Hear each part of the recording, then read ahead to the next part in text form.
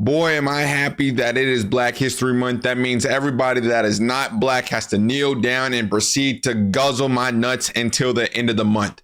Okay, but that's not really what I wanted to talk about. What I wanted to talk about, because Black History Month, is one of my favorite animes, Afro Samurai. It's a quick little 5-minute anime, or 5-episode anime, I'm sorry, hosted and created by Samuel L. Jackson. So if you guys haven't heard about this anime, I think you guys should definitely watch it. And I kind of wanted to glaze it for a second on here because I don't think I can talk about this on my main channel, because last time I did, it didn't really do some shit. So I'm just here ranting about it. So the story of Afro Samurai. Afro is this, black kid, obviously, because what white nigga or Japanese nigga is going to have an afro? Afro is this child of this legendary samurai who we don't really know his name. We just call him Father, right?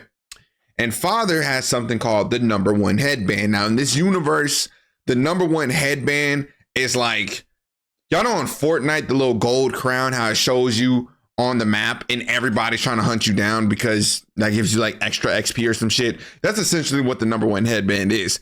So everybody wants that. And if you have the #1 headband, people know that you are built different. Unfortunately, we can't really say that about Afro's dad because he's about to get clapped up. So there's this little cowboy demon fucking whatever guy. He walks up to Father and he's basically telling him like, yo, bro, I'm about to snatch a chain off right in front of your son. That nigga Father said, I'm not about to let you do that. And I kid you not, like 30 seconds into their fight, Justice snatches this nigga's dome off. Like, it completely decapitates his head in front of Afro. And Afro seeing this as like a 5-6-year-old boy. So he's about to get like super traumatized. And so Justice sees this, he sees Afro crying and stuff, and he literally like smokes a blunt in front of him. So he's smoking on that pack, my nigga, smoking on that Father pack. That shit loud as hell. That nigga was gassed up. He literally was blowing smoke throughout his nose. Like, damn, my nigga, this is ridiculous. He brought 2 guns to a sword fight, and them bitches worked.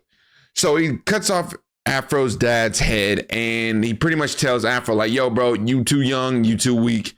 I got your dad's chain. When you want it back, come and take it from me. I'll be waiting. And then he laughs and just walks off, hits the flight, laugh, and just goes off, right? So boom, it transitions. And then we see Afro grown up. We see him have a full beard, or my bad, sideburns, muscles intact. Afro completely grown out, because before he had like a little minfro, now it's a complete fucking afro, and he looks sick. And this dude, I'm sorry about yawning. It is early as hell. I just got up not too long ago.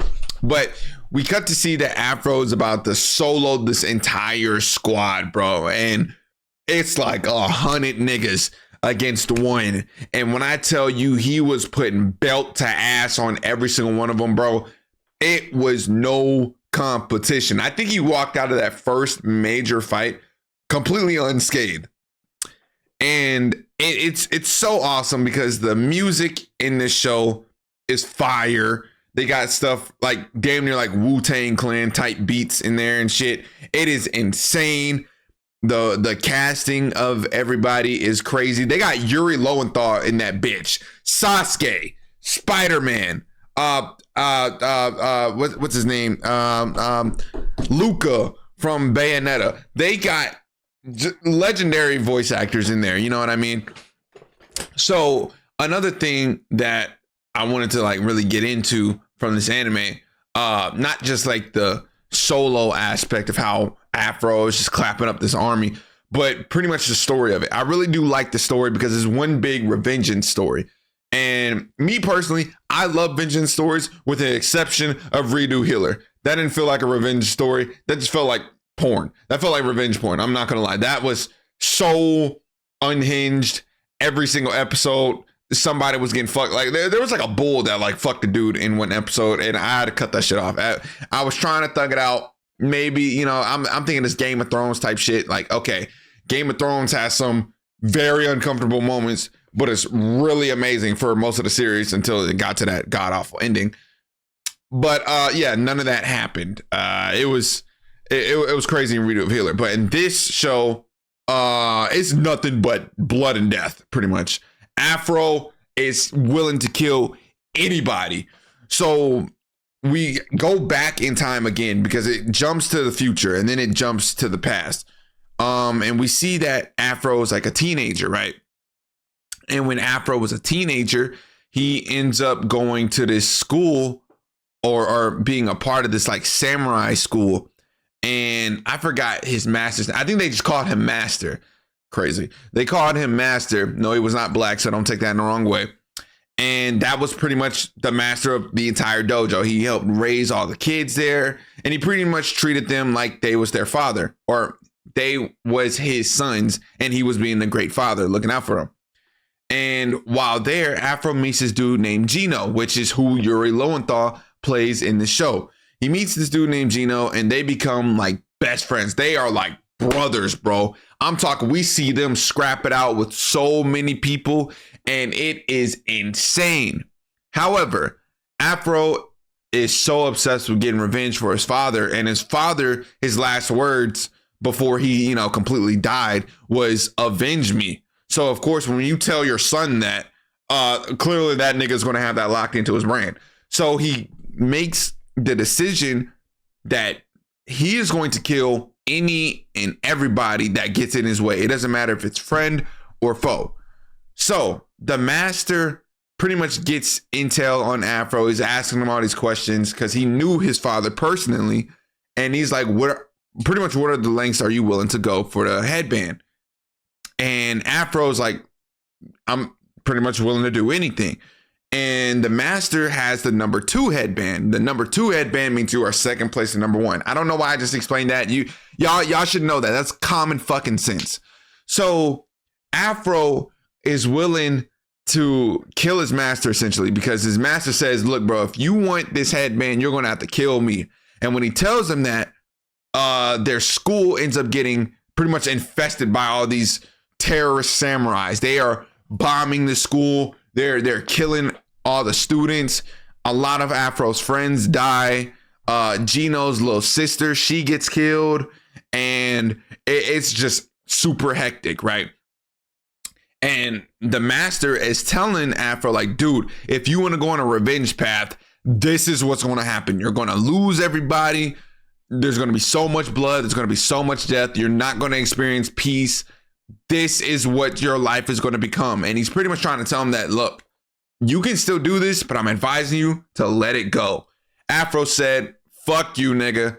I'm doing this. So he ends up killing his master to take the headband. And Gino sees that. And when Gino sees that, he's like, you're the reason that we got attacked. You're the reason that the school got fucked up. You's a bitch ass nigga. Okay, he didn't say all that, but still. So, yeah, he says that. And like Gino's hanging on by a ledge because he is badly injured. I'm telling you, he has cuts, bruises everywhere. Like they got in his rectum. Not literally, but figuratively. It was pretty bad. So Gino, once he sees his friends die, the school pretty much die, his master get cut off literally, and pretty much his brother betraying his family, he pretty much gives up will to live. So he lets go of the ledge that he's hanging on to, and Afro's like, no! And tries to catch him, but he fails. And Gino falls all the way down to a river, and we don't see him. So now Afro is just super sad, but he's still on a mission. And that's when we get the GOAT of this series, the GOAT, Ninja. And Ninja is this super duper funny ass character, also voiced by Samuel L. Jackson. And it's pretty much Afro Samurai's like split personality. So it's his imaginary friend, which for some reason, I don't know how the nigga came up with that imaginary friend directly after all those traumatic events just happened. Like that, he came up with this friend that same night, 2 seconds after Gino died. I swear to God, it's not like something he developed over time because he's going insane. That was right then and there. So anyways, he creates this friend in his mind, and we don't know that he's an imaginary person until like 4 episodes, or episode 4, which is damn near the last episode. And he is cracking jokes the entire time. He is literally the comedic relief. It's like, oh my God, like, it feels like Samuel L. Jackson is voice acting Mike Epps. That's how it feels. Mike Epps, but Ninja is so hilarious. I can't stress it enough. Like one of the scenes, one of these like mercenaries or some shit, the Brotherhood, the Seven Brotherhood, or something like that. It's a bunch of like bald dudes that want to take out Afro. There's this big nigga, and he pulls up on Afro and pulls out this rocket launcher, right? And Ninja's like, hey, you got a motherfucking RPG? Is that a motherfucking RPG? You got a motherfucking RPG in the motherfucking backpack? And he's like freaking out, and he's like saying that word for it, bar for bar. It's the funniest shit. When I first seen that, bro, I could not stop laughing. Me and my brother had to go back and watch that scene like a billion times. I love that character so much. But overall, it is a very serious story, though. Afro ends up meeting more people in his path, and pretty much everybody else that he meets, they also end up dying as well. So like he meets his one girl. I'm like spoiling shit at this point. Goddamn. But he ends up meeting this one girl. It goes south. He ends up meeting this dude later on in the movie that's like, you know, like a cool ass nigga, and that goes south. And whatever, that the movie takes place after the series. I need to get back to the series before I start sidetracking a lot more. So Afro, after he does all this shit, he goes and he keeps adventuring on, and then we see Gino come back, and Gino is not just Gino no more. He's like this cybernetic cyber nigga. Yeah, literally, like his brain, his head is like completely rebuilt in the back. In the back, it is just pure Tesla parts. You know what I mean? And around him is this teddy bear mask. So now he goes by Kuma. Now, teddy bear mask represents the same teddy bear that his little sister had before she got killed. So Gino sees Afro again. He meets up with them, and now he's like super duper boosted up. He has 2 swords. He has like super speed, super strength. Like this man is moving like the Winter Soldier, and he is bloodlusted for Afro. And mind you, we're like 40 years in the future now, right? Or like 30 years in the future. So Afro's a little like way older. So when he sees Gino, he has like a cigarette in his mouth, and he drops that bitch because he's like, is that my nigga? What? Okay, he's not that loud, but that's how pretty much he felt. He was so shocked that his childhood friend that he's seen die essentially is now back and just completely wants me dead. So pretty much Afro is like not trying to box Gino this whole match. Gino's trying to tear this nigga apart. Afro's trying to like run around him, juke him out, avoid this shit. And for some reason, what makes him lock in is Gino slashes, and we see Ninja just catch the blade. And I don't mean like catch it with his hand, like he catches it with his body as if he got hurt. But this is like an imaginary dude, so nobody else can see Ninja, nobody else can hear him. It's just Afro. And in that moment, Afro like widens his eyes, and Ninja like before he disappears, like, bruh, whack that nigga. Slime this nigga out, bro. I don't care if it was a childhood friend, you're on a mission. And that's exactly what Afro does. He locks in, and just with one swing, boom, he gets Gino up out of there. And in the games, even though the game story was a little bit changed up, it said that Afro Samurai, when he was walking away, he started to like shed a little bit of tears, or he shed one tear because that was his best friend. So after that happens, he finally comes face to face with Justice, and Justice is pretty much like this deity now. You know what I mean? He's in this whole domain, completely covered by blood. And it looks like just hell. Like, y'all know that mission in DMC 3 where Dante, he starts off in hell, and you see like the little, what's it called? The tombstones on the floor and everything. And those little red monsters pop up, and then once you kill them, you got to jump through that mirror and then break those other mirrors. It looks like that area. Like, it looks exactly like that area. So So Afro is like, he starts boxing with this dude Justice, and he is going in, man. He is going crazy. Justice is going crazy. Justice shoots this nigga like 8 times. The durability on Afro is insane. This man got hit like in both of his shoulders. I think it was like both of his kneecaps. And I think he got hit like in the side of his gut. And like Afro is down on the ground. He needs to take a little breather. I'm watching this shit shocked. I'm like, how is this nigga alive? Especially with the revolvers that Justice has, bro. Them revolvers was longer than 30-inch dildos, my nigga. Them bitches was long, right?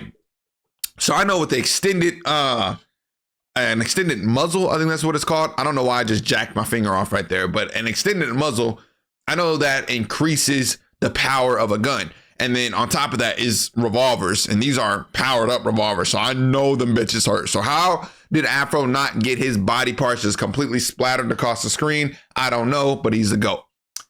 And pretty much Justice gets to the point to where he's getting tired of Afro, and he almost like pierces his head, but it's his Afro, right? And even though it's his Afro, if you're still getting like a lot of stuff, like if you pierce the hair of a black dude, right? Let's say me, you see how matted up my hair is right now. God damn, I need a retwist and a haircut. If someone was to straight like put their fingers through my hair like this and like at a supersonic speed, that shit would hurt like hell.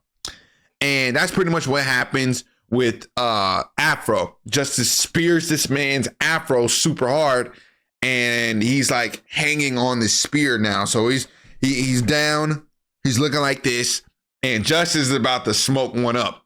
But Afro wakens up, he wakes up, eyes glowed up and shit, jumps off the fucking, I don't know what that thing is, and then cuts Justice into like a million pieces. It is sick.